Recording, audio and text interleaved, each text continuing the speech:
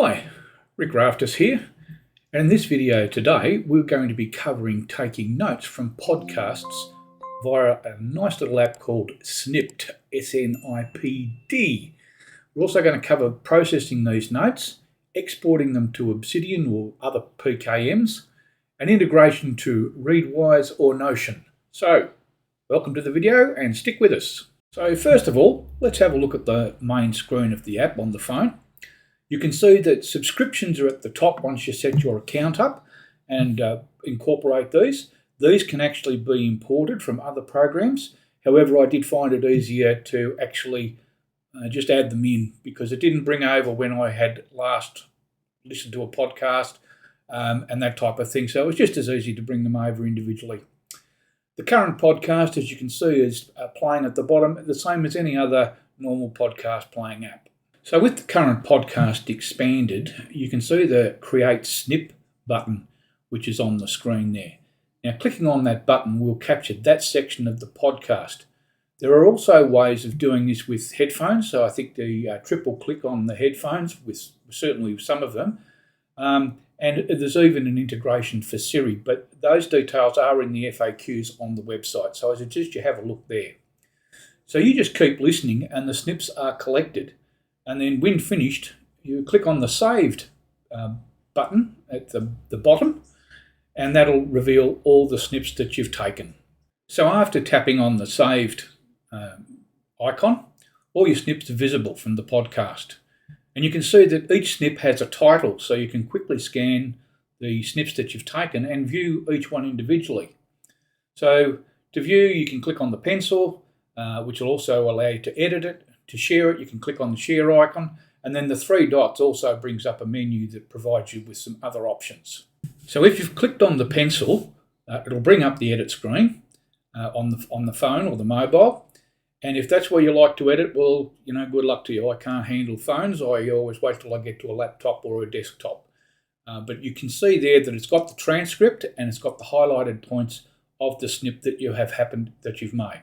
So now let's export our snips to Obsidian or other PKM platforms, depending on what you use. You can also integrate Readwise to Snipd and Notion.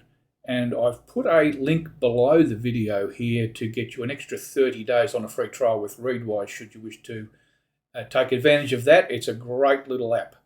So let's tap Export and Sync, which you can see in the middle of the screen there. Now, I'm not going to cover Readwise in this video, but all you need is an API key to sync, and I imagine that the same would apply for Notion. So you can see also there that there are other PKM platforms besides Obsidian, and also a direct export to Markdown itself. So I use Obsidian, so that's what we'll do. So let's tap on the Obsidian icon or the link there, and we'll move on to the next process. So here on the next screen that you'll come across, you can see that the snips are shown by podcast and also individually. Now, if you want to export all of the snips, you simply click on the podcast and that will put the ticks down the side for the rest of them, and then tap Done for the next screen. So on this screen now, you can see that there have been 24 snips selected, and you can toggle on and off what requirements that you might have, such as the summary, the transcript, and the episode information. Private notes probably aren't relevant or required because you have been taking the snips while you're mobile. So just click on Export, and then we move on to the next screen. Now on this screen, you can see Export as options, and you're given three options, which are Export as text, Export as a file, or copy to the clipboard. So I'm not going to worry about the clipboard, but we'll have a look at export as text and also export as file. So if you've got an Obsidian app on your mobile, then choose export as text. Now, if you're going to do this, you will need a subscription to Obsidian Sync, though, to have this sync to other devices. If you've only got Obsidian on your mobile, well, then that's fine. Alternately, export it as a file. So having chosen export as text, the next thing is to choose where to export the text file. So if you're moving it to Obsidian mobile app, then select Obsidian. So here's what the file looks like on the mobile when it's exported. It's a little bit difficult to show you more with the mobile, of course, but I'm sure you get the idea. Now, because I'm running Obsidian Sync, this will also be over on my desktop machine and on my laptop as well, and I'll get to show you those shortly.